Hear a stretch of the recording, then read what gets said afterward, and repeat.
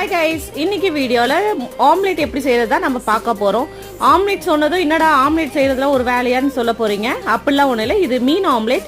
இது எப்படி செய்யணும்னு சொல்கிறேன், வாங்க வீடியோக்குள்ளே போகலாம்.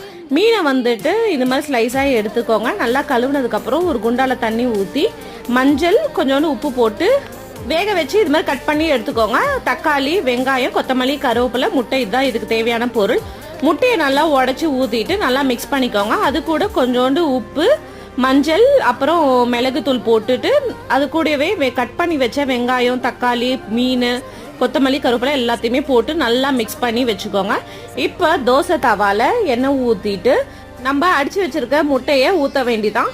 கொஞ்சம் வேகிற வரைக்கும் வெயிட் பண்ணுங்க. ஒரு பக்கம் வெந்ததோ இன்னொரு பக்கம் திருப்பி போட்டுட்டு அதையும் வேக வைங்க. அது வெந்ததுக்கு அப்புறம் எடுத்தீங்கன்னா மீன் முட்டை ரெடி. இந்த ரெசிபி ரெடி பண்ணது என்னோட ஹஸ்பண்ட் தான். நீங்களும் செஞ்சு பார்த்துட்டு எப்படி இருந்தது கமெண்ட்ஸ்ல சொல்லுங்க. தேங்க்ஸ் ஃபார் வாட்சிங். டாடா, பாய்.